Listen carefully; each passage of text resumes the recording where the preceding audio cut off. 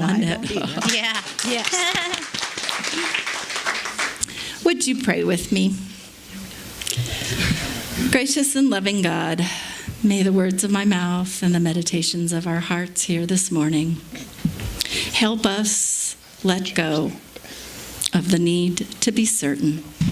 Help us to rest in uncertainty and to grow in trust. Amen. John Ortberg, who is a Presbyterian pastor in the Bay Area, has an exercise that he does with his leadership. And I'm just going to read you the piece that he gives them. They get a piece of paper that says, imagine you're handed a script of your newborn child's entire life. Better yet, you're given an eraser and 5 minutes to edit out whatever you want. You read that she will have a learning disability in grade school. Reading, which comes easily for some kids, will be laborious for her. In high school, she will make a great circle of friends. Then one of them will die of cancer. After high school, she will get into her preferred college, but while there, she will lose a leg in a car accident. Following that, she will go through a difficult depression. A few years later, she'll get a great job, then lose that job in an economic downturn. She'll get married, but then go through the grief of separation. When the script of your child's life and 5 minutes to edit it, what would you erase? Psychologist Jonathan Haidt poses this question in this hypothetical exercise. Wouldn't you want to take out all that bad stuff? If you could erase every failure, disappointment, and period of suffering, would that be a good idea? Would that cause them to grow into the best version of themselves? Is it possible that we actually need adversity and setbacks, maybe even crises and trauma, to reach the fullest potential of development and growth? Dante Alighieri in the Divine Comedy says, I awoke in the middle of the road of my life, in a dark wood where the truth way was wholly lost. I think there are few among us here this morning who would intentionally choose to enter any of those dark woods. We usually awake to find ourselves in them. And while Dante thought that people found themselves in dark woods due to sin, I think that's a grossly oversimplified picture. And for some of us, it just simply is a part of life. Dark wood moments are part of the fabric of life. Life without them would be flat and unidimensional. And while we often don't choose them, people who have gotten to the other side almost always say they wouldn't change anything about their past journey. We humans just seem to be hardwired to want certainty. But Ortberg says we all think we want certainty, but we don't. What we really want is trust, wisely placed. Trust is better than certainty because it honors the freedom of persons and makes possible growth and intimacy that certainty alone could never produce. Last month, you got to hear the 2 chapters of the first letter to the Corinthians, the chapters that precede this one. And if you know what came before this, you're probably going, why didn't she have us read the whole rest of that? I was really tempted. You know it, right? It's the wedding text. Love is patient, love is kind. You know it, right? But we are focusing here this morning on uncertainty, on not always seeing the way out of the dark wood. And sometimes we need to learn to just be, to just sit in the dark with one another. Unlike wedding gifts, The gift of uncertainty is not something you can return when you find yourself there. You have to learn to live with it. You have to learn to let go. And yet, that just isn't our nature. A recent New York Times article shared current research. The title of the article was, What We Don't Know Makes Us Nervous. And it talked about some experiments in Norway where people were told, you're going to get 20 shocks. Only 3 of them will be sharp, intense. And then other people were told, all 20 are going to be intense. Now, which ones do you think were more nervous? Yeah. Not the ones who knew every single one was going to be intense. The ones who didn't know when those intense ones were going to come. And then patients who've had colostomies and been told, we think that down the road we'll be able to reverse this colostomy, they fare far less better than ones who've been told, this is permanent. This is permanent. When we get bad news, we might weep and gnash our teeth for a while. We might be a little depressed and a little in denial, but we eventually get going and get busy and do something.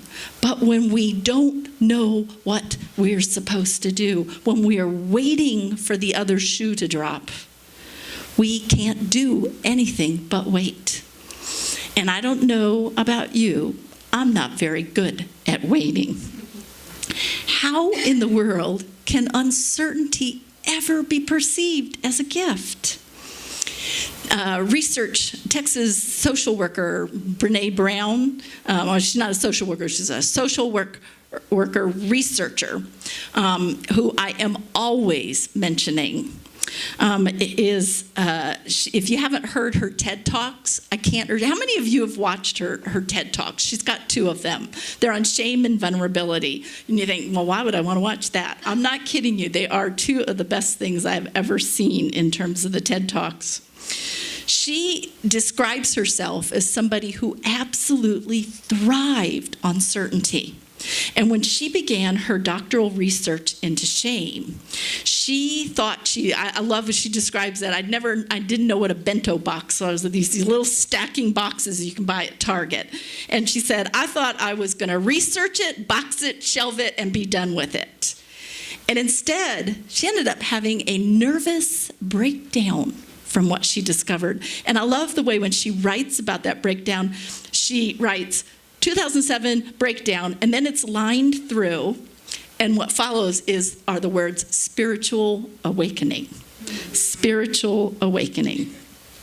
What she found in her research, she was convinced that she was going to find that people who were impervious to shame were people who grew up in lovely, functional families, as if there's really that many of those around, never encountered shaming, never encountered failure, never encountered any of the things that we encounter in the dark woods.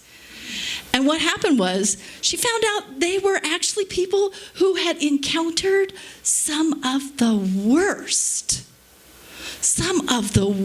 things life had to offer. And then she started asking them, how? How did you come to be what she called wholehearted? Some of the same language that Elnis used, the same language that was in that contemporary reading. And over, the phrases that came at her was, by having faith through my faith. Now, she really resisted that because she, at that point, defined faith as, we don't know, God's got a plan, it's all taken care of, and we just have to suck it up and go with it. But then she began to ask them, define faith for me. Define faith for me. And so this is the definition that she came out of based on what they told her. Faith is a place of mystery where we find the courage to believe in what we cannot see and the strength to let go of our fear of uncertainty. I'm going to repeat that. Faith is a place of mystery where we find the courage to believe in what we cannot see and the strength to let go of our fear of uncertainty. The Greek word that is translated as dimly in the little bit of this chapter that you got to hear is the root word for the English word enigma. And as Elnis says in his book, Gifts of the Dark Wood, enigma is puzzling, a riddle, difficult to understand or interpret. The contemporary reading you got was from a man who had worked. His name is David Whyte. Some of you, have any of you ever read the English poet David Whyte's work? Before he was a poet, he came to the U.S. and worked for a nonprofit and found himself just losing it. He was stuck in this pattern of certainty, the day-to-day ins and outs of running a wonderful nonprofit. But he found himself exhausted. And so he went to the abbot who headed that and said, "Talk to me about exhaustion. How do I deal with exhaustion?"